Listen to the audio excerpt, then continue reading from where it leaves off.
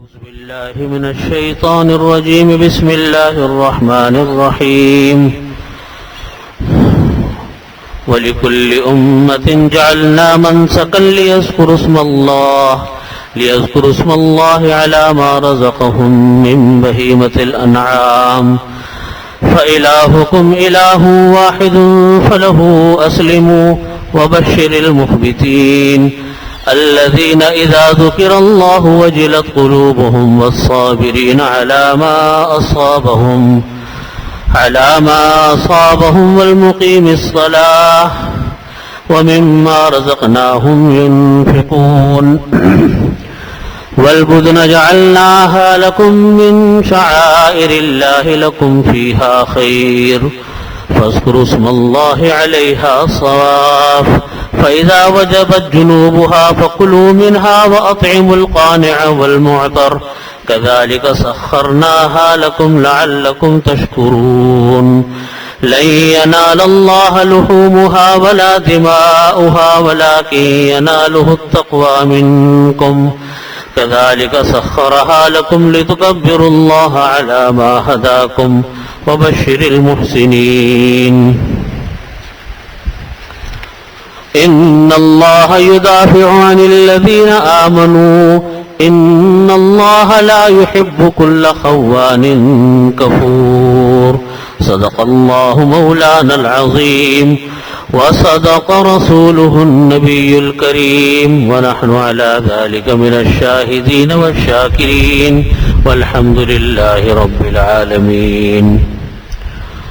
بزرگان محترم، برادران عزیز، سورہ حج چل رہی ہے اور اس سے پچھلی آیتوں میں جو پچھلے 10 میں اور اس سے پہلے دروس میں جو موضوع گزرا ہے اس میں اللہ رب العزت نے توحید کے بارے میں بیان فرمایا، شرک سے نفرت کے بارے میں بیان فرمایا اور اس بارے میں ارشاد فرمایا کہ حج کے جو قربانیاں ہیں، حج کے جو مناسک ہیں، ان کے بارے میں بات تھی. اب یہاں قربانی کے حوالے سے فرمایا اللہ رب العزت نے کہ قربانی کے وقت یہ جو حکم ہے، قربانی ہو یا ذبیحہ ہو یا کسی بھی قسم کی کوئی دوسری عبادت ہو، ہر چیز کے لیے شرط یہ ہے کہ وہ اللہ کے لیے ہو. ہم جب نماز پڑھتے ہیں تو ہم نیت کرتے ہیں کہ یا اللہ، دل میں نیت کریں یا زبان سے کریں یا دونوں سے کریں کہ نماز اللہ کے لیے.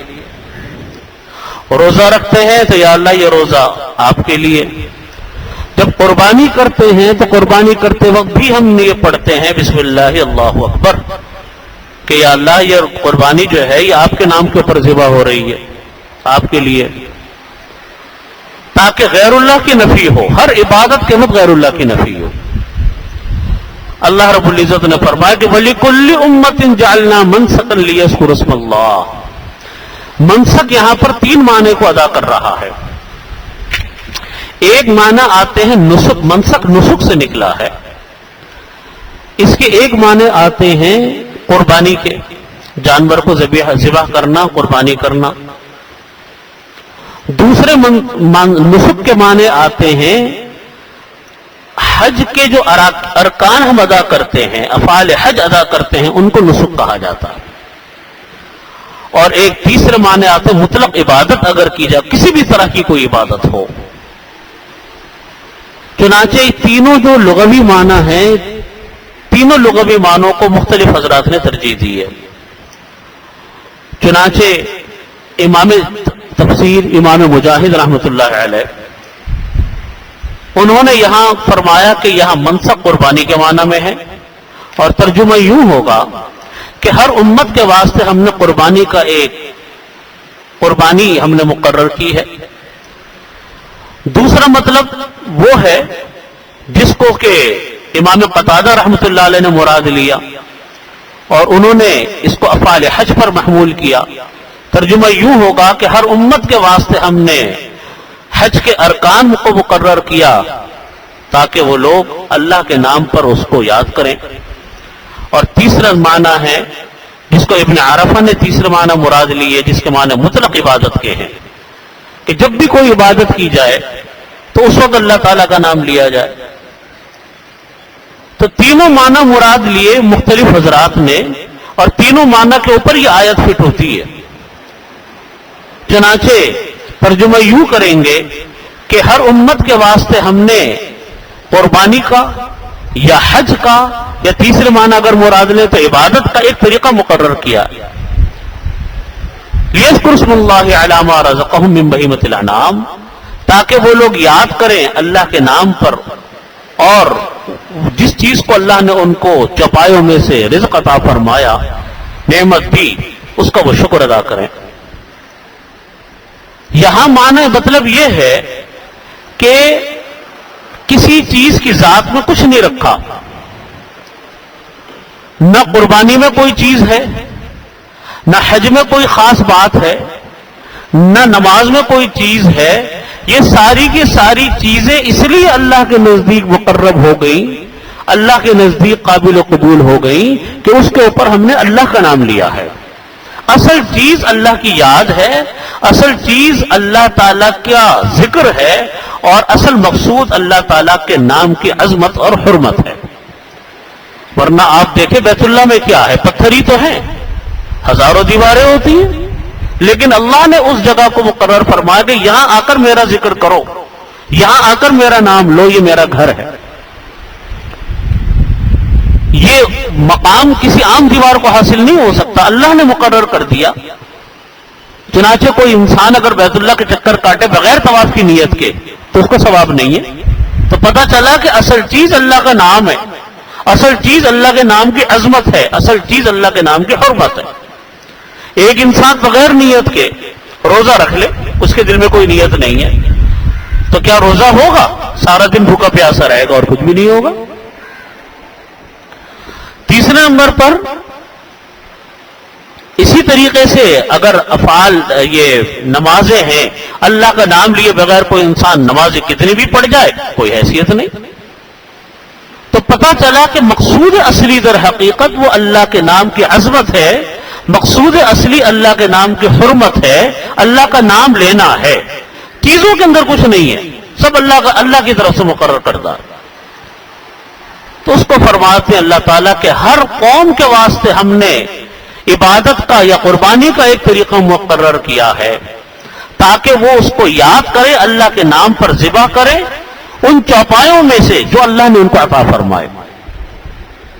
اللہ کا نام لیں گے، دل کے اندر اللہ کی عظمت ہو، دل کے اندر اللہ کی محبت ہو، وہ اللہ کی محبت اور اللہ کی عظمت شرک سے خالی ہو، شرک نہ ہو اس کے اندر. اللہ تعالیٰ ہر گناہ کو معاف فرما دیتے ہیں، لیکن شرک ایک ایسا گناہ ہے کہ گناہوں میں سب سے بڑا گناہ، اس گناہ کے ساتھ کوئی عبادت قابل قبول ہو نہیں سکتی. اسی لیے آپ نے دیکھا کہ ہر عمل کے لیے بنیاد ایمان شرط ہے. بنیادی شرط کیا ہے؟ ایمان. ایمان کے بعد نیت. اگر ایک آدمی کی نیت ہو، سب کچھ ہو، لیکن دل میں ایمان نہ ہو، اس کا مطلب یہ کہ وہ انسان یا تو اللہ کو مانتا نہیں، یا اللہ تعالیٰ کے ساتھ شرک کرتا ہے، یا اللہ تعالیٰ کی عظمت اور حرمت کا ایسا قائل نہیں ہے کہ خدا تعالیٰ کو وحدہ لا شریک مانے. اس کی کوئی عبادت قابل قبول نہیں، اس کی کوئی عبادت قابل قبول نہیں ہوگی. اس لیے فرماتے ہیں کہ اللہ تعالیٰ نے فرمایا کہ فَإِلَٰهُكُمْ إِلَٰهٌ وَاحِدٌ فَلَهُ أَسْلِمُوا، تمہارا خدا ایک خدا ہے، فَلَهُ أَسْلِمُوا، اسی کے تم تابعدار رہو. مطلب یہ ہے کہ کوئی عبادت کرو، کوئی اللہ کے نام پر کام کرو، اصل چیز اللہ وحدہ لا شریک کو مانو، اس کا نام لے کر کام کرو، اس کے تابعدار رہو، پھر تمہاری کامیابی. لیکن خدا نہ خواستہ کہیں شرک آ گیا، کہیں شرک کا شائبہ آ گیا، اور کہیں انسان کے دل میں غیر اللہ کی نیت آ گئی، اللہ کے علاوہ کی نیت آ گئی، اس کے سارے اعمال دھرے رہ جائیں گے، اس کی کوئی حیثیت نہیں.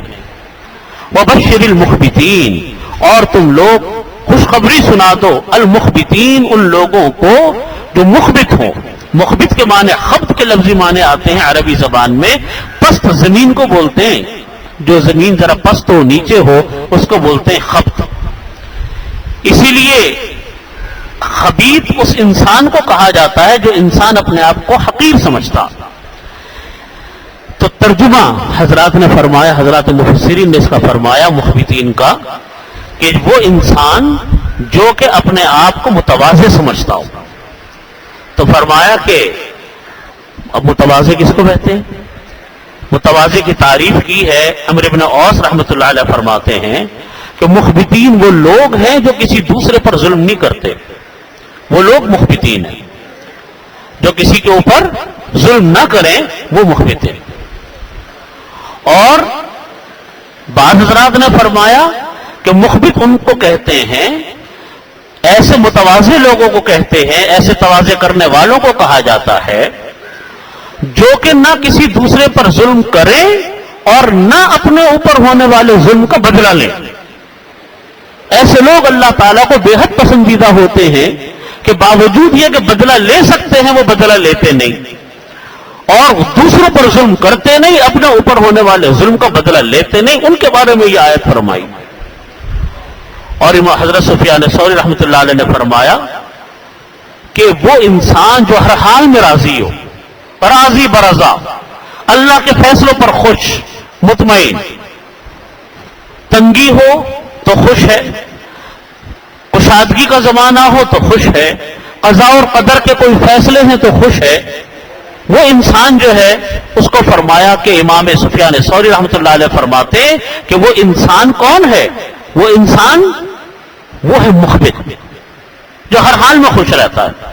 اللہ کے نیک بندوں کی حالت یہ ہوتی ہے کہ کوئی کام ان کی مرضی کے مطابق ہو تو ہر وقت اللہ کا شکر ادا کرتے رہتے ہیں کہ اللہم لک الحمد ولک الشکر، اور کوئی کام ان کی مرضی کے خلاف ہو تو ان للہ پڑھتے رہتے ہیں. صبر الشکر دو کام کرتے رہتے ہیں. تو اب اس تفسیر کے بعد اس آیت کا ترجمہ دیکھیے. فرمایا کہ وبشر المخبتین، اور آپ مخبتین کو خوشخبری سنا دیجئے، یعنی ان متواضع لوگوں کو خوشخبری سنا دیجئے جو تواضع کرنے والے ہیں، اپنے ظلم کا بدلہ لیتے نہیں، ان کو خوشخبری سنا دیجئے. اس کا مطلب یہ ہوا کہ کوئی انسان اللہ پر ایمان رکھے، ہر کام کو اللہ کے لیے کرے.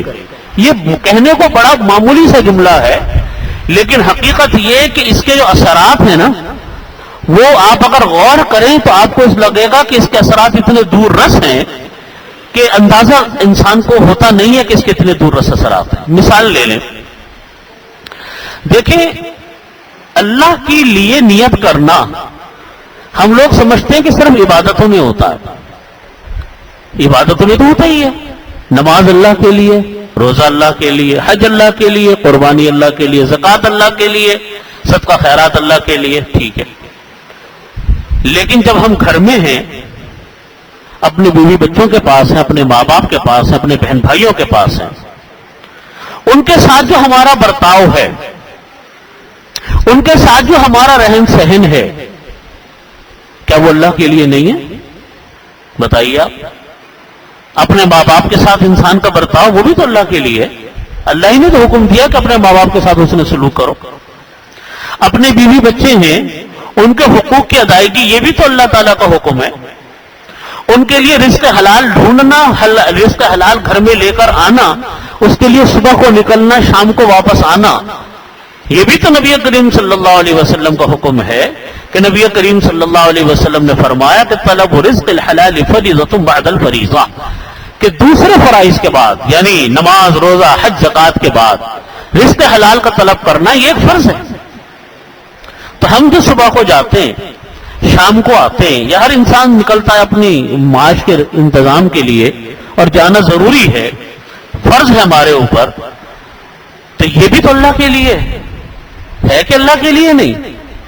لیکن میں عرض یہ کرنا چاہتا ہوں کہ عبادتوں میں تو ہماری نیت اللہ کے لیے ہوتی ہے، لیکن یہ جو ہمارے رسم و رواج ہیں، ہمارے معاشرتی امور ہیں، ہمارے معاشی امور ہیں، ہم اس کے اندر اللہ کی نیت نہیں کر رہے ہوتے، حالانکہ یہ سب اللہ کے لیے.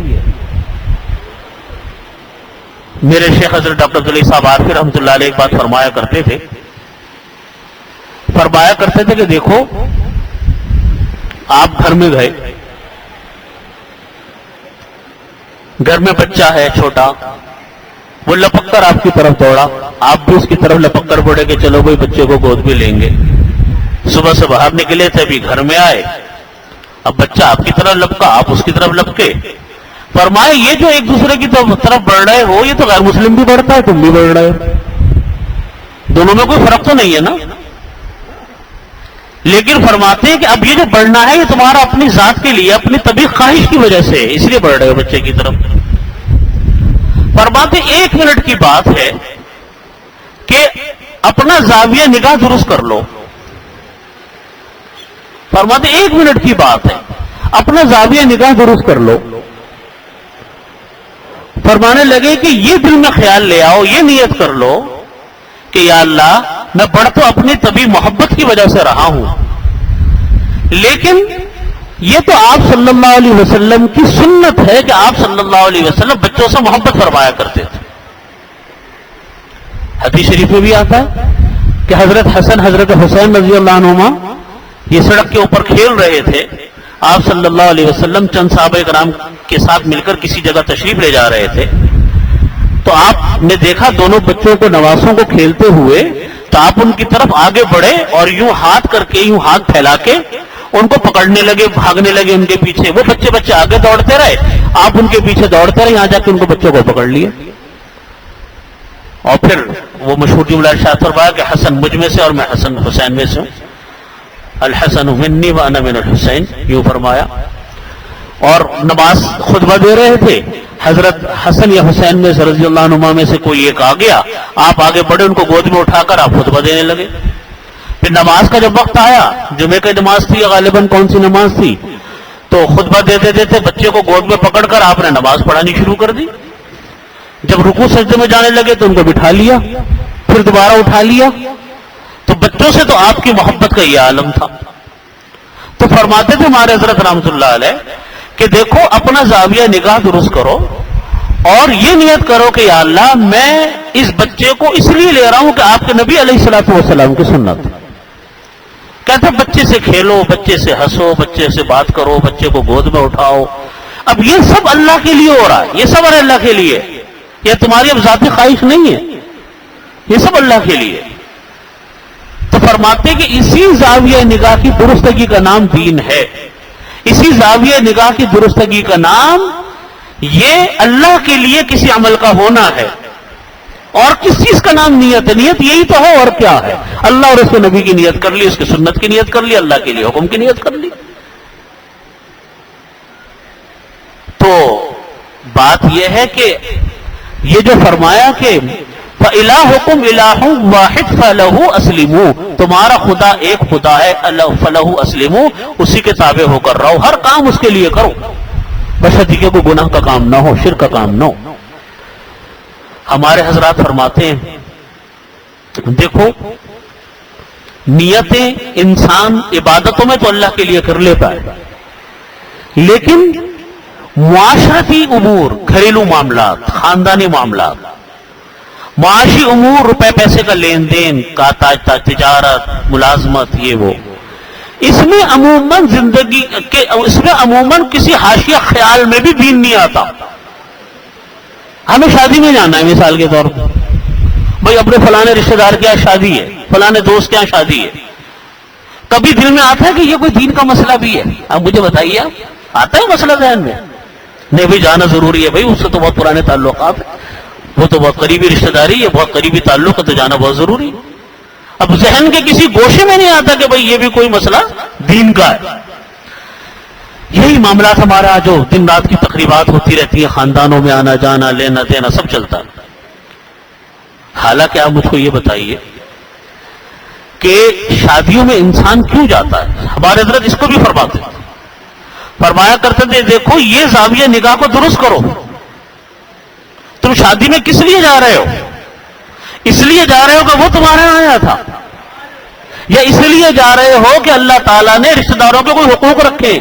پڑوس میں شادی ہے، ایک آدمی آپ کے گھر میں رہتا ہے، آپ کی گلی میں رہتا ہے، اس کے شادیوں سے نے بلایا، آپ جا رہے ہیں، آپ یہ کہتے ہیں نا کہ بھئی اس سے ہر وقت کا ساتھ اس لیے جا رہے ہیں۔ بھئی یہ کہو کہ اللہ تعالیٰ نے اور نبی کریم صلی اللہ علیہ وسلم نے پڑوسیوں کو حقوق رکھے. میں اس لیے جا رہا ہوں. دوستیاں اسی لیے ہیں, رشتہ داریاں ہیں, تعلقات ہیں.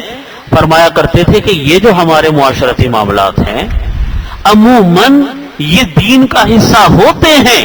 ہم لوگ اپنی ناواقفیت سے اس کو ریاکاری بنا دیتے ہیں, بدلے کا ذریعہ بنا دیتے ہیں.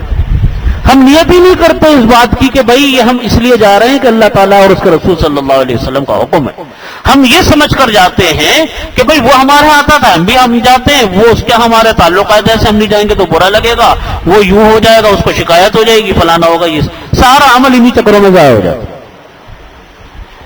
فرماتے کہ حالانکہ انسان رشتہ داروں کی شادی میں جائے, یہ دل میں نیت کرے کہ یا اللہ صلہ رحمی یہی تو ہے. صلہ رحمی کیا ہے؟ یہی تو ہے کہ اپنے رشتہ داروں کی خوشیوں میں شامل ہو, ان کی غمی میں شامل ہو, پریشانی میں ان کا ہاتھ بٹا دو. اور کیا صلہ رحمی؟ خوشی کا موقع ہے, ان کے گھر میں شادی ہے, خوشی کا موقع ہے, ہم ان کی خوشیوں میں شامل ہونے جا رہے ہیں. ولیمہ سنت ہے, جل ولیمے میں جا رہے ہیں.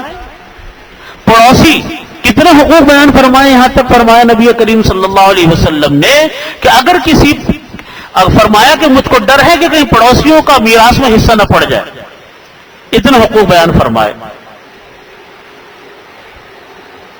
ایک عورت کا بارے میں آتا ہے کہ ذکر ہوا نبی کریم صلی اللہ علیہ وسلم کے سامنے کہ فرمایا کہ رسول اللہ ایک عورت ہے, بہت عبادت گزار ہے, بہت ذکر اللہ کرتی ہے, بہت اس کی تعریفیں کی, لیکن فرمایا کہ اس کے پڑوسی اس سے بہت تنگ ہے.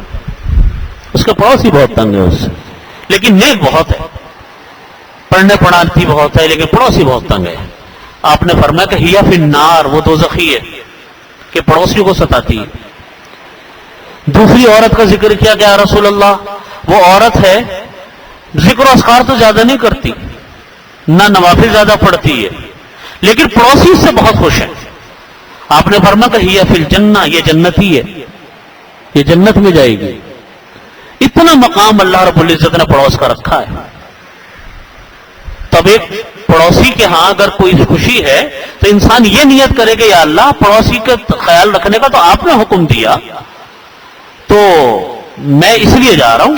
تو یہ ہمارے حضرت فرماتے تھے کہ یہ جو رسم و رواج ہیں, یہ رسم و رواج بھی آپ کی عبادتیں بن جائیں گی, بشرط یہ کہ ہر کام اللہ کے لیے کرنے کی عادت ڈالو. یہ ہم لوگ جو اپنے الٹی سیدھی ذہنوں کے اندر جو ہمارے خلفشار مچا رہتا ہے, اس کے چکر میں آ کے اچھا خاصا دین کا کام بھی بے دینی کا کام بن جاتا ہے. اس کی مثال میں اس طرح دیتا ہوں کہ نماز خدا نہ خواستہ کسی انسان نے اس لیے پڑھ لی کہ دیکھو میں نے نماز نہیں پڑھی, تو لوگ کہیں گے دیکھو نماز نہیں پڑھتا. بتاؤ نماز کا ثواب ملے گا اس کو کہ لوگوں کے ڈر سے نماز پڑھ رہا ہے؟ بتائیے. ایک آدمی کہے کہ سب نے روزہ رکھا, اگر میں نہیں روزہ رکھوں گا کہیں گے دیکھو کیسا آدمی ہے, روزہ نہیں رکھتے, چلو رکھ لو. بتاؤ روزے کا ثواب ملے گا اس کو, رمضان کے فرض روزے؟ لیکن کیوں؟ اس لیے کہ سیدھی سادی عبادت کو لوگوں کے چکروں میں ضائع کر دیا. بالکل اسی طریقے سے حقوق العباد کا معاملہ, اس میں ریاکاری بھی سب سے زیادہ ہوتی ہے, اس میں غفلت بھی سب سے زیادہ ہوتی ہے, اس میں اللہ کے واسطے نیت بھی نہیں ہم لوگ کر پاتے, وہ لینا دینا بھی سب ایسے ہی کیسے ہی رہ جاتا.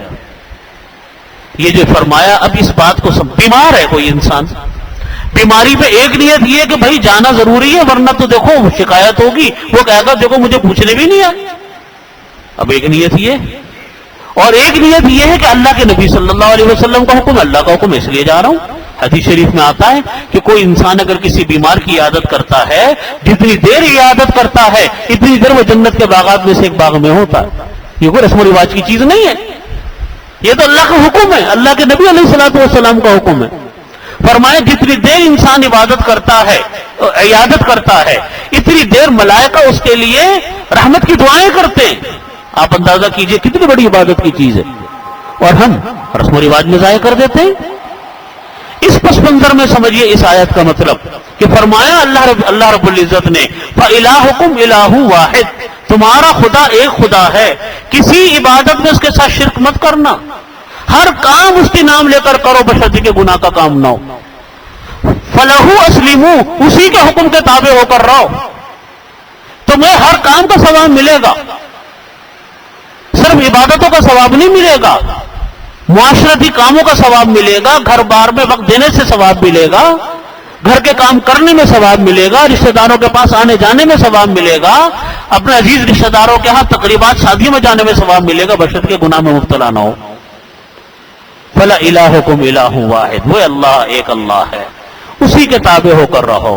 وبشر المخبتین، خوشخبری سناؤ ان لوگوں کو، المخبتین، جو لوگوں پر ظلم نہیں کرتے، لوگوں سے اپنے ظلم کا بدلہ نہیں لیتے، اور ہر حال میں راضی برضا رہتے۔ بیماری ہو گئی، اللہ سے دعائیں مانگیں گے یا اللہ مجھ کو ٹھیک فرما دے، لیکن کوئی شکوہ اللہ سے نہیں کرے گا، انا للہ و انا الیہ راجعون پڑھ لیا۔ اور حکم بھی یہی ہے کہ دیکھو کوئی کام مرضی کے مطابق ہو تو اللہم لک الحمد و لک الشکر کہو، کوئی کام مرضی کے خلاف ہو گیا تو انا للہ و انا الیہ راجعون پڑھو۔ انا للہ و انا الیہ راجعون کبھی کوئی انتقال کے وقت کے ساتھ خاص نہیں ہے، بلکہ یہ ہر وہ اس کام کے لیے ہوتا ہے جو کام انسان کی مرضی کے مطابق نہ ہو۔ کوئی تکلیف بات ہو گئی، حتیٰ کہ لائٹ چلی گئی، انا للہ پڑھ لیا، کیا نقصان ہو گیا؟ چنانچہ فرمایا کہ وَإِذَا أَصَابَتْهُم مُّصِيبَةٌ قَالُوا إِنَّا لِلَّهِ وَإِنَّا إِلَيْهِ رَاجِعُونَ أُولَٰئِكَ عَلَيْهِمْ صَلَوَاتٌ مِّن رَّبِّهِمْ وَرَحْمَةٌ وَأُولَٰئِكَ هُمُ الْمُفْلِحُونَ، کہ جن لوگوں کو کوئی مصیبت پہنچتی ہے اور وہ مصیبت کے وقت میں یوں کہتے ہیں کہ انا للہ و انا الیہ راجعون، وہ لوگ فرمایا کہ راہ ہدایت کے اوپر ہیں، ان پر اللہ کی رحمتیں ہیں، وہی لوگ فلاح یافتہ ہیں جو مشکل گھڑی میں انا للہ پڑھ لیتے ہیں۔ تکلیف ہو گئی انا للہ، کوئی حادثہ پیش آ گیا انا للہ، جو کرنے کا کام ہے وہ بھی کر رہے ہیں، انا للہ بھی پڑھ رہے ہیں کہ دیکھو اللہ کی طرف سے تکلیف آ گئی۔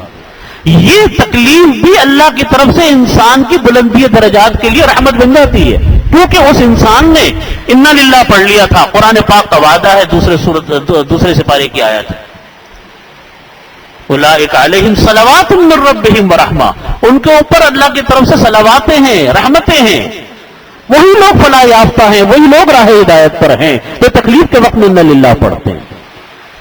اللہ سے شکوہ نہیں کرنا چاہیے، تکلیف تو مسلمان کو بھی آتی ہے، تکلیف کافر کو بھی آتی ہے، فرق اتنا ہے مسلمان کی تکلیف اس کے بلندی درجات کا سبب بنتی ہے۔ حدیث شریف میں فرمایا نبی کریم صلی اللہ علیہ وسلم نے کہ بعض لوگوں کو ہم نے اور آپ خود دیکھتے ہیں کہ ان کی موت سے پہلے بڑھاپے میں بیماری کا ایک لمبا طویل سلسلہ شروع ہو جاتا ہے۔ میرے ایک جاننے والے ہیں، بنگلہ دیش میں ہوتے، میں نے ان کو 18 سال بالکل بستر میں لگا ہوا دیکھا، یہ حرکت نہیں کر سکتے تھے 18 سال، اور بڑے رئیس انسان، بڑے اللہ نے دنیاوی مال و دولت مال و جاہ سے ان کو نوازا تھا۔ 18 سال کے بعد اس حالت میں ان کو انتقال ہوا، بس معذوری، ایک طویل معذوری جس میں وہ حرکت اٹھ کر بیٹھ کر پانی بھی نہیں پی سکتے، ٹوائلٹ نہیں جا سکتے۔ اب اللہ کی طرف سے ایک آ گئی ایک آزمائش، کیا انسان کر سکتا ہے؟ تو بہت سارے لوگ وہ ہوتے ہیں کہ آخری وقت میں ان کی بیماری کا سلسلہ بڑا لمبا ہو جاتا ہے، معذوری بھی ہوتی ہے، اٹھنا بیٹھنا ممکن نہیں ہوتا، یہ اللہ کی طرف سے ہوتا ہے۔ تو حدیث شریف میں آتا ہے کہ بعض لوگ وہ ہوتے ہیں کہ اللہ رب العزت ان کو کسی ایک ایسی بیماری میں مبتلا فرما دیتے ہیں آخری وقتوں میں جو لمبی بیماری ہے، اور فرماتے ہیں کہ اللہ رب العزت در حقیقت اس کی وجہ سے ان کے مقامات کو بلند فرمانا چاہتے ہیں۔ اللہ تعالیٰ نے ان کو کوئی مقام دینا ہوتا ہے اونچا جنت میں، اعمال اس قابل ہوتے نہیں، بعض لوگوں کے اس درجے کے قابل نہیں ہوتے، اللہ تعالیٰ دنیا میں کسی تکلیف کے اندر ڈال دیتے ہیں تاکہ اس کو تکلیف کے اوپر وہ صبر کریں، برداشت کریں، تو اس برداشت کے نتیجے میں اللہ تعالیٰ ان کو اس مقام تک لے جاتے ہیں، جس سے کہ وہ اس مقام جنت کے اس مقام تک پہنچنے کے قابل ہو جاتے ہیں۔ تو اسی لیے علماء نے لکھا، حضرات مشائخ لکھتے ہیں کہ اللہ تعالیٰ کی طرف سے جب کوئی بیماری ہوتی ہے تو مومن کی بیماری بھی رحمت ہوتی ہے اللہ کی طرف سے، وہ کوئی پکڑ کا ایک سلسلہ نہیں ہوتا، ایک رحمت ہے اللہ کی طرف سے، اللہ تعالیٰ اس کو درجات دیے چلے جا رہے ہیں، یہاں تک کہ کانٹا بھی چکتا ہے اللہ تعالیٰ کی طرف سے اس کے اوپر درجات بلند ہوتے ہیں۔ تو فرمایا کہ وبشر المخبتین، خوشخبری سنا دو ان لوگوں کو، المخبتین جو ہر حال میں راضی برضا رہتے ہیں، ہر حال میں راضی برضا. الذین اذا ذکر اللہ، ایسے لوگوں کی صفت یہ بیان فرمائی جو توحید پر گامزن ہیں اور شرک نہیں کرتے، ہر حال میں اللہ تعالیٰ کے حکم کی تعمیل کرتے ہیں. ان کے بارے میں یہ فرمایا کہ الذین اذا ذکر اللہ، جب ان کے سامنے اللہ کا ذکر کیا جاتا ہے، وجلت قلوبہم، ان کے دل ڈر جاتے ہیں. وہ سینہ تان کر بات نہیں کرتے اللہ کے حکموں کے آگے، نعوذ باللہ. ان کی گردن جھک جاتی ہے، ان کی آواز بند ہو جاتی ہے اللہ کے حکم کے آگے کہ ہاں بھائی اللہ کا حکم ہے، میری کوئی رائے نہیں، میرا کوئی حیثیت نہیں. والصابرین علی ما اصابہم، اور ان اہل اللہ کی حالت یہ ہوتی ہے کہ جب ان کے اوپر کوئی مصیبت آ پڑتی ہے اس کے اوپر وہ صبر کرتے. والصابرین علی ما اصابہم، اور جو تکلیف ان کو پہنچتی ہے اس کے اوپر وہ صبر کرتے ہیں. والمقیم الصلاۃ، نماز پڑھتے رہتے ہیں. ومما رزقناہم ينفقون، اور جو ہم نے ان کو کچھ رزق دیا اس میں سے وہ اللہ کے راستے میں خرچ کرتے رہتے ہیں. یہ موحد کی، اہل اللہ کی اور ان لوگوں کی جو شرک نہیں کرتے یہ شان بیان فرمائی. الذین اذا ذکر اللہ، نمبر 1، جب ان کے سامنے اللہ کا ذکر کیا جائے ان کا دل ڈر جاتا ہے. یہ کس چیز کی خصوصیت ہے؟ توحید کی برکت ہے. جو انسان توحید پر گامزن ہو اس کی برکت یہ ہے اللہ کے نام کے ساتھ اس کا گردن جھک جائے گی، ڈر جائے گا اس کا دل. تکلیف کے وقت میں صبر نصیب ہوگا. یہ بھی تو اللہ کی طرف سے کتنی بڑی بات ہے کہ تکلیف کے وقت میں انسان کو صبر نصیب ہو جائے، اطمینان نصیب ہو جائے. والمقیم الصلاۃ، نماز پڑھنے والے ہوں. ومما رزقناہم ينفقون، اللہ کے راستے میں دیے گئے رزق میں سے خرچ کرنے والے ہوں. یہ اہل اللہ کی اور ان لوگوں کی جو توحید پر گامزن ہوتے ہیں ان کی یہ صفت بیان فرمائی. آگے بیان فرماتے ہیں کہ دیکھو جب قربانی کر لو، چونکہ سورہ حج کا بیان ہے اور حج کے موقع پر قربانی، اور ان لوگوں کی قربانی جو کہ حج پر نہیں گئے لیکن ان کے ذمے کی واجب قربانی، ان کا حکم یہ بیان فرماتے ہیں کہ وَالْبُدْنَ جَعَلْنَاهَا لَكُم مِّن شَعَائِرِ اللَّهِ لَكُم فِيهَا خَيْرٌ. فرمایا کہ بدنا کی جمع ہے، اس سے مراد وہ اونٹ ہوتے ہیں جو کعبۃ اللہ پہ لوگ لے کر جاتے تھے اور ان کی قربانیاں کیا کرتے تھے. فرمایا کہ وہ اونٹ ہم نے ان کو تمہارے لیے بنا دیا، یعنی تمہارے لیے حلال کر دیا. من شعائر اللہ، یہ تمہارے واسطے اللہ کے نام کی نشانی ہے. لکم فیہا خیر، اس میں تمہارے لیے خیر ہے. مطلب یہ ہے کہ تم لوگ جو اللہ تعالیٰ کے لیے اونٹ لے کر جاتے ہو، اس کو کعبۃ اللہ میں لے کر جاتے ہو، اس کو وہاں پر ذبح کرتے ہو، یہ در حقیقت اللہ کے نام کی نشانی ہے اور اللہ کے نام کے واسطے ہوتے ہیں. اس میں اللہ نے تمہارے لیے بھلائی رکھی ہے. بھلائی کیا ہے؟ 2 طرح کی بھلائی ہے. ایک بھلائی تو یہ کہ جتنے جانور کے جسم پر بال ہوتے ہیں اتنے اللہ تعالیٰ انسان کو نیکیاں عطا فرماتے ہیں. پھر حدیث شریف میں آتا ہے کہ جب جانور کو انسان ذبح کرتا ہے اللہ کے نام پر، چاہے قربانی کے لیے کرے یا حج کی قربانی کے لیے کرے، اس کا خون زمین پر گرتا نہیں کہ اللہ تعالیٰ اس کی مغفرت فرماتے ہیں. ہر بال کے بدلے میں نیکیاں ملتی ہیں. تو ایک تو انسان کے گناہ معاف ہوتے ہیں، نیکیاں ملتی ہیں. دوسرے یہ کہ ان لوگوں کو رزق ملتا ہے جن کے پاس کھانے پینے کا سامان نہیں ہوتا، اور جن کے پاس ہوتا ہے ان کے رزق میں اور اضافہ ہوتا ہے. اس لیے فرمایا کہ اس میں تمہارے لیے خیر ہے. فاذکروا اسم اللہ علیہا ثواب،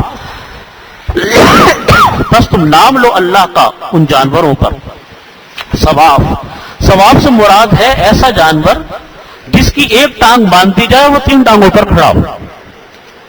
مراد اس سے اونٹ ہے، کیونکہ اونٹ کی جو قربانی کا مستحب طریقہ ہے وہ یہ ہے کہ ایک ٹانگ اس کی باندھ دی جائے، 3 ٹانگ کے اوپر جب وہ اونٹ کھڑا ہوتا ہے تو پھر اس کو نہر کیا جاتا ہے. نبی کریم صلی اللہ علیہ وسلم اسی طریقے سے اس کو نہر فرمایا کرتے تھے. تو اس کو فرمایا کہ فاذکروا اسم اللہ علیہا ثواب، تم اللہ کا نام لو اس کے اوپر ثواب، اور ان جانوروں کو جو کہ 3 ٹانگوں پر کھڑا ہو. فَإِذَا وَجَبَتْ جُنُوبُهَا فَكُلُوا مِنْهَا وَأَطْعِمُوا الْقَانِعَ وَالْمُعْتَرَ. قربانی کے احکامات بیان فرما رہے ہیں اللہ رب العزت. فرما رہا فَإِذَا وَجَبَتْ جُنُوبُهَا اے اذا سقطت جنوبها، جب وہ جانور اپنی جانب پہ گر جائے ذبح ہونے کے بعد، نحر ہونے کے بعد، فَكُلُوا مِنْهَا، اس میں سے خود بھی کھاؤ. اجازت ہے کہ قربانی کا جانور انسان خود بھی کھا سکتا ہے. وَأَطْعِمُوا الْقَانِعَ، اس انسان کو بھی کھلاؤ جو ضرورت مند تو ہے لیکن کسی کے سامنے ہاتھ نہیں پھیلاتا. وَالْمُعْتَرَ، اور اس انسان کو بھی کھلاؤ جو ضرورت مند ہے لیکن سوال کرتا ہے اس کو بھی کھلاؤ، سب کو دے سکتے ہو تم لوگ. کذالک سخرناها لکم لعلکم تشکرون. اللہ تعالیٰ فرماتے ہیں اسی لیے ہم نے ان جانوروں کو تمہارا تابع کر دیا، لعلکم تشکرون، تاکہ تم کو شکر نصیب ہو کہ تمہاری غذائی ضروریات یہ جانور پوری کرتے ہیں. در حقیقت اللہ تعالیٰ یہ بھی تو فرما سکتے تھے، جیسا پچھلے زمانے کی قربانیوں میں ہوتا تھا کہ پہلے امتوں میں یہ تھا کہ لوگ اپنی قربانیاں کیا کرتے تھے اور کرنے کے بعد اس کو ایک کھلے آسمان کے نیچے رکھ دیا کرتے تھے. کھانے کی اجازت نہیں تھی قربانی کے گوشت کو، آسمانی بجلی گرتی تھی، قربانی کا گوشت اگر جل گیا بجلی سے تو سمجھا جاتا تھا کہ یہ قربانی کا گوشت جو اللہ کی قربانی اللہ کی بارگاہ میں قبول ہو گئی، اور اگر نہیں جلتا تھا تو سمجھا تو قبول نہیں ہوئی، کھانے کی اجازت نہیں تھی. اللہ رب العزت نے ثواب بھی پورا دیا قربانی کا کہ ہر بال کے بدلے میں ایک نیکی، جانور کا خون زمین پر گرتا ہے کہ اللہ تعالیٰ اس کی مغفرت فرماتے ہیں، بخشش فرماتے ہیں، اور ساتھ ساتھ اس بات کی بھی اجازت ہے کہ خود کھاؤ، مانگنے والوں کو بھی دو، جو نہیں مانگتے سفید پوش ان کو بھی دو، عزیز رشتہ داروں کو دو، جس کو دل چاہے دو، کوئی پابندی نہیں. اس کے اوپر فرمایا کہ لعلکم تشکرون، کہ اس کے اوپر تم اللہ کا شکر ادا کرو کہ اللہ تعالیٰ نے تم کو یہ فائدہ عطا فرمایا. آگے پھر ایک اصولی حکم بیان فرمایا کہ لن ينال الله لحومها ولا دماؤها ولكن يناله التقوى منكم كذلك سخرها لكم لتكبروا الله على ما هداكم وبشر المحسنين. فرماتے ہیں کہ در حقیقت لن ينال الله لحومها، اللہ کو ان جانوروں کا نہ گوشت پہنچتا ہے نہ خون پہنچتا ہے. اللہ تعالیٰ کو کسی کے جانور سے کیا لینا؟ اللہ تعالیٰ کو نہ یہاں دنیا کی کسی طرح کی بھی گوشت کی ضرورت نہیں، کسی طرح کے جانور کی ضرورت نہیں. اللہ تعالیٰ کو نہ گوشت پہنچتا ہے نہ اس کا خون پہنچتا ہے. وَلَٰكِن يَنَالُهُ التَّقْوَىٰ مِنكُمْ، لیکن اللہ تعالیٰ کو تو تمہارے دل کا احترام پہنچتا ہے، تمہارے دل کا ادب پہنچتا ہے، تمہارے دل کا تقویٰ پہنچتا ہے کہ تم نے کتنا خالص ہو کر اللہ کے لیے قربانی کی. کہیں اگر تمہارے دل میں یہ نیت تھی کہ تم یہ لوگوں کو دکھانے کے لیے قربانی کر رہے ہو تاکہ لوگ کہیں کہ دیکھو بھئی یہ کتنی اچھی تم نے قربانی کی، تم نے کتنا اچھا انتظام کیا، اگر تمہاری نیت یہ تھی اس کا مطلب یہ ہوا کہ یہ خالص اللہ کے لیے نہیں تھا. یہاں ایک اصولی حکم اللہ رب العزت بیان فرما رہے ہیں، وہ اصولی حکم یہ کہ جتنی عبادتیں ہیں، نماز ہو، روزہ ہو، حج ہو، زکوٰۃ ہو، قربانی ہو، کسی حقوق اللہ یا حقوق العباد میں سے کسی کا کوئی کام کرنا ہو، تو فرمایا کہ اس کے لیے اصول یہ ہے کہ تم خالص اللہ کے لیے تقوی اختیار کرو، اپنی عبادت کو اللہ کے لیے خالص کرو. کہیں غیر اللہ کی نیت دل میں آ گئی، بیچ میں آ گئی، دکھاوا کہیں آ گیا، جیسا آج ہمارے ہاں اس کا بڑا رواج ہو گیا کہ لوگ بڑے مہنگے مہنگے قربانی کے جانور لے کر آتے ہیں اور بڑے فخر سے اس کی قیمتیں بتاتے ہیں، لوگوں کی واہ واہ سننا چاہتے ہیں اور سنتے ہیں، اور بعض لوگ اخبارات میں بھی اشتہار دیتے کہ صاحب ہم نے اتنے لاکھ کا بیل خرید لیا، اتنے لاکھ کی گائے خرید لی، بکرا لے لیا. تو انسان کے اندر یہ دکھاوے کی جو نیت آتی ہے یہ انسان کے ثواب کو کم کرنے والی چیز ہے، ثواب کو ضائع کرنے والی چیز ہے. اس کو اللہ تعالیٰ فرماتے لن ينال الله لحومها، اللہ کو نہ خون نہ گوشت کا گوشت پہنچتا ہے، ولا دماؤها، نہ خون پہنچتا ہے، ولكن يناله التقوى منكم، لیکن اس اللہ کو تو تمہارا تقویٰ پہنچتا ہے کہ تم نے کتنے خالص ہو کر، کتنے اللہ کے لیے تم نے اپنی اس قربانی کو کیا. اور اگر میں وہ ترجمہ کروں جو میں نے شروع میں آپ کو بتلایا تھا کہ اس کا مطلب عبادتوں کے ہیں کہ تم نے کتنا خالص ہو کر عبادت کی، یہ صرف اللہ جانتا ہے. اس لیے کبھی غیر اللہ کی آمیزش نہیں ہونی چاہیے. میں نے جیسا عرض کیا تھا کہ عبادات کے اندر تو دکھاوا کم ہوتا ہے، لیکن جہاں خرچے کے معاملات آتے ہیں نا، زکوٰۃ دی جا رہی ہے، صدقات دیے جا رہے ہیں، قربانیاں کی جا رہی ہیں، عزیز رشتہ داروں کے ساتھ کوئی حسن سلوک کیا جا رہا ہے، ان کے ہاں تقریبات میں شریک ہو رہے ہیں، وہاں یہ غیر اللہ کی نیت زیادہ شامل ہو جاتی ہے، ریاکاری زیادہ آ جاتی ہے، دکھاوا آ جاتا ہے. آپ دیکھیے حکم یہ ہے، حدیث شریف میں حکم یہ ہے، نبی کریم صلی اللہ علیہ وسلم کا فرمان ہے کہ تم صدقہ کرو یا زکوٰۃ دو یا کسی کی مدد کرو، دائیں ہاتھ سے دو تو بائیں ہاتھ کو خبر نہ ہو. مشہور حدیث ہے، حضرت اکثر نے سنی ہے، دائیں ہاتھ سے دو تو بائیں ہاتھ کو خبر نہ ہو. مراد اس کے یہ کہ خاموشی سے دو. لیکن آج آپ دیکھ لیجئے ہمارے ہاں زکاتیں دی جاتی ہیں، بڑی بڑی ٹرسٹ ہوتے ہیں، بڑی بڑی آرگنائزیشنز ہوتی ہیں، انجمنیں ہوتی ہیں، ویلفیئر ہوتے ہیں، اور فوٹوگرافر آ رہا ہے، تصویریں کھینچ رہی ہیں، گروپ فوٹو بن رہے ہیں، اخبارات میں خبریں دی جا رہی ہیں. یہ کیا ہے؟ یہ کیا ہے؟ یہ قرآن اور سنت کے مطابق ہے؟ یہ قرآن اور سنت کے مطابق نہیں ہے. اصل چیز کیا ہے؟ تقوی. تقوی کا مطلب کیا ہے؟ کہ تم اس طرح کرو یہ عبادت کہ خالص اللہ کے لیے، اللہ کے علاوہ کسی اور کے لیے نہ ہو. جس طرح ہم نے پیچھے پر آیت پڑھی تھی نا کہ فَإِلَٰهُكُمْ إِلَٰهٌ وَاحِدٌ فَلَهُ أَسْلِمُوا. اللہ کی نیت کرو، غیر اللہ کی کوئی نیت نہیں. کون انسان کیا کہہ رہا ہے؟ کوئی نیت نہیں. ہو سکتا ہے کہ بعض اوقات چھوٹی قربانی، بعض اوقات چھوٹا سا صدقہ، بعض اوقات چھوٹی سی چیز اللہ کے ہاں بہت بڑی بن جاتی ہے. اب بہت بڑی اللہ کے ہاں چیز بنتی ہے. چھوٹی چیز ہوتی ہے لیکن اللہ کے ہاں بہت اونچی ہوتی ہے. اور بعض اوقات بڑی بڑی چیز ہوتی ہے، اللہ کے ہاں چھوٹی ہوتی ہے. اسی لیے فرمایا،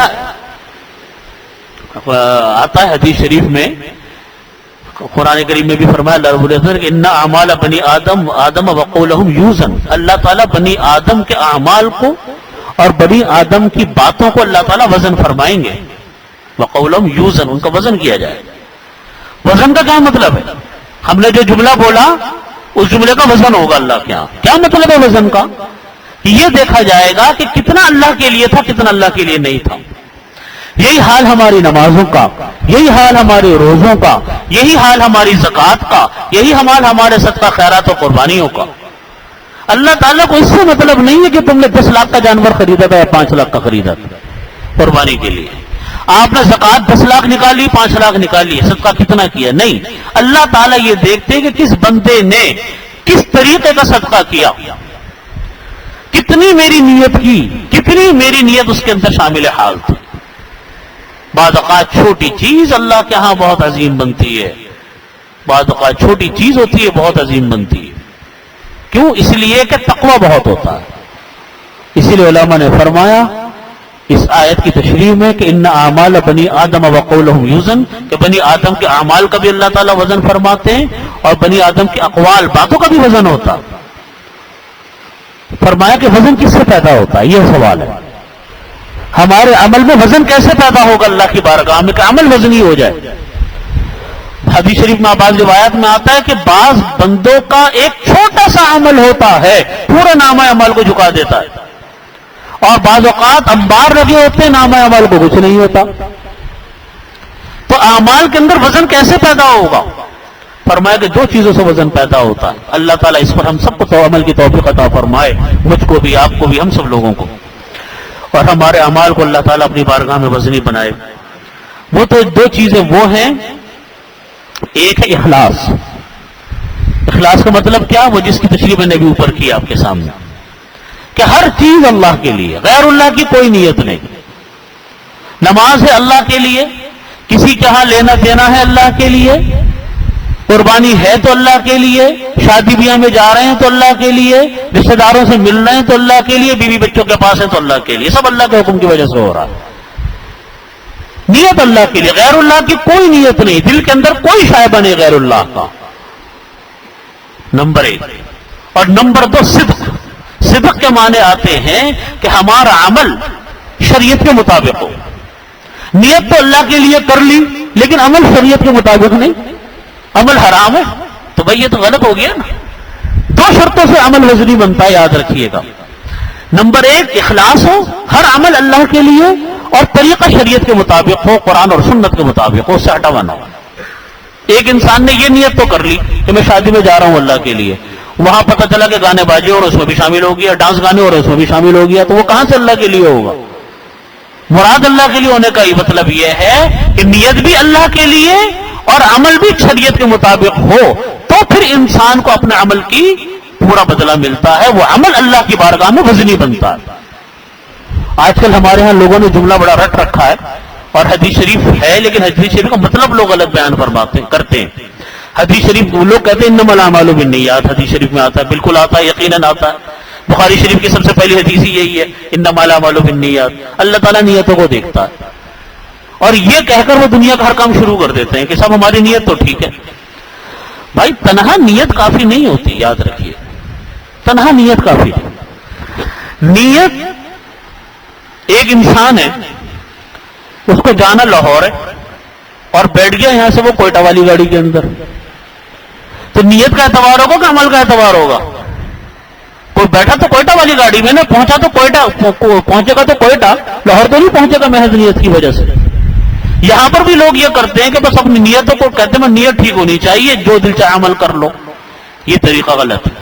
نیت ہو ساتھ میں عمل ہو تو پھر وہ نیت صحیح ہوتی ہے، لیکن نیت ہو اور عمل نہ ہو۔ میں نے نیت کر لی کہ میں نماز پڑھوں گا یا پڑھ رہا ہوں، لیکن نماز پڑھ نہیں رہا، نماز پڑھنے کے لیے میں نے تکبیر تحریمہ نہیں باندھی، تو میری نماز، نیت کرنے سے نماز تو نہیں ادا ہوگی۔ میں نے نیت کر لی کہ روزہ رکھوں گا، لیکن اس دن میں روزہ نہیں رکھا، کھا رہے پی رہے اپنا، تو کیا نیت کرنے سے روزہ ہو جائے گا؟ کبھی بھی نہیں ہوگا۔ اسی طریقے سے محض نیت کرنے سے کچھ نہیں ہوتا، نیت ہو اور عمل شریعت کے مطابق ہو، یہ دو چیزیں بنتی ہیں تو انسان کے نام اعمال میں وزن پیدا ہوتا ہے، وہ عمل اللہ کی بارگاہ میں قابل و قبول ہوتا ہے، وہ وزن عمل جو ہے وہ وزنی بنتا ہے۔ یہ مطلب ہے اس آیت کا، ان اعمال بنی آدم وقولہم یوزن، کہ بنی آدم انسان کے اعمال اور ان کے اقوال کو اللہ تعالیٰ ان کو تولیں گے، ان کا وزن کیا جائے گا۔ وزن ان دو چیزوں سے پیدا ہوتا ہے جو نامہ اعمال کو جھکا دیتا ہے۔ اور اگر نیت خالص اللہ کے لیے نہ ہو، یا نیت تو ہو لیکن عمل اللہ کے حکم کے مطابق نہ ہو، پھر اعمال میں وزن پیدا نہیں ہوتا انسان کا۔ اس لیے فرمایا کہ لن ینال اللہ لحومھا، اللہ کو نہیں پہنچتا ان جانوروں کا گوشت، نہ ان کا خون پہنچتا ہے، لیکن اللہ کو تمہاری طرف سے تقویٰ پہنچتا ہے کہ کتنا تم اللہ سے ڈرتے ہو۔ کذالک سخرھا لکم، اللہ تعالیٰ فرماتے اسی طرح ہم نے ان جانوروں کو تمہارے تابع بنا دیا، لتکبروا اللہ علی ما ھداکم، تاکہ تم اللہ کی بڑائی اختیار کرو اس چیز پر جو ہم نے تم کو سیدھا راستہ دکھلایا۔ مطلب یہ ہے کہ جو کچھ ہم نے تم کو حکم دیا ہے در حقیقت اسی لیے دیا تاکہ تم اللہ کے حکم کے مطابق کام کرو، اللہ کے حکم سے ہٹو مت۔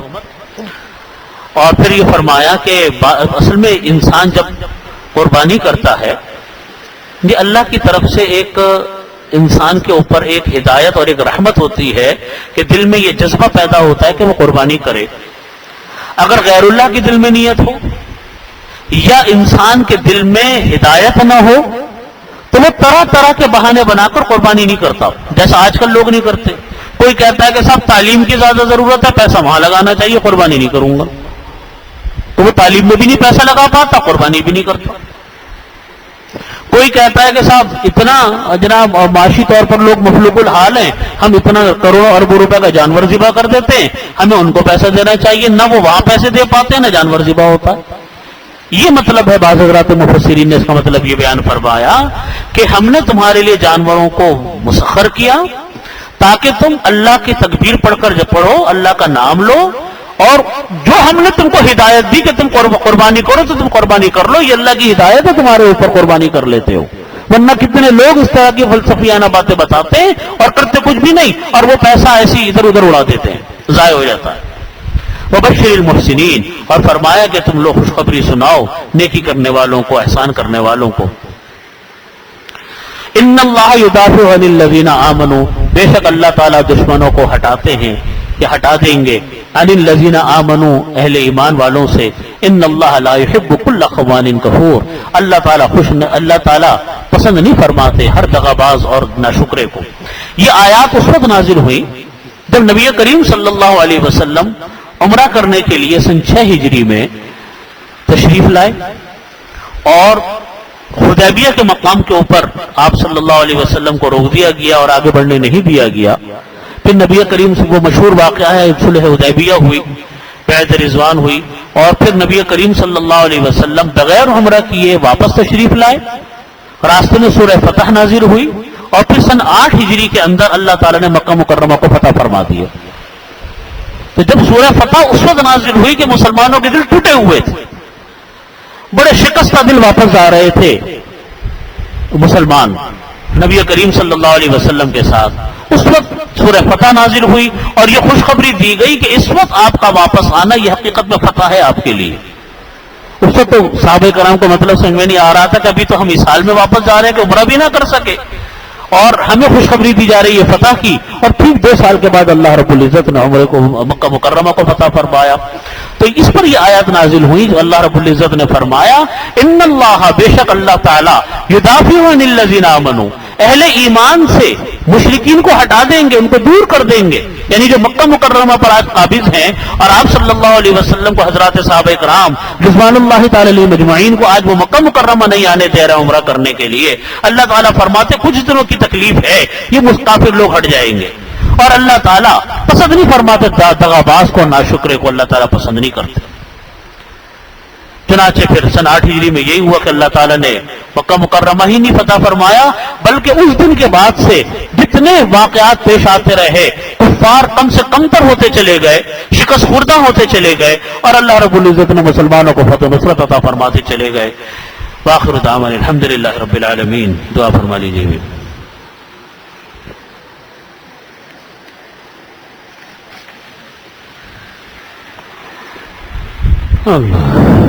اللہم صلی علی محمد وعلی آل محمد ربنا آتنا فی الدنیا حسنۃ وفی الآخرۃ حسنۃ وقنا عذاب النار. ربنا ظلمنا انفسنا فإن لم تغفر لنا وترحمنا لنكونن من الخاسرین. اللہم احسن عاقبتنا فی الامور كلها واجرنا من خزي الدنیا وعذاب الآخرہ. اللہم انا نجعلک فی نحورهم ونعوذ بک من شرورهم. اللہم انا نسألک الہدی والتقی والعفاف والغنی. یا اللہ ہمارے تمام گناہوں کو معاف فرما. یا اللہ تمام صغیر کبیرہ گناہوں کی مغفرت فرما. یا اللہ ہر طرح کی عافیت عطا فرما، ہر طرح کا چین اور سکون عطا فرما. یا رب کریم ہمارے سارے گناہوں کی مغفرت فرما. یا ارحم الراحمین قرآن پاک پر عمل کرنے کی توفیق عطا فرما.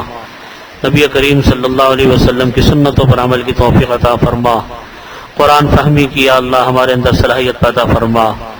یا اللہ حدیث شریف سمجھنے کی صلاحیت پیدا فرما. یا اللہ تمام بیماروں کو شفاء کامل عاجل مستمر دائم عطا فرما.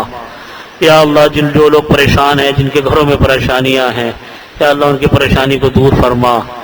ربنا تقبل منا انک انت السمیع العلیم وتب علینا انک انت التواب الرحیم.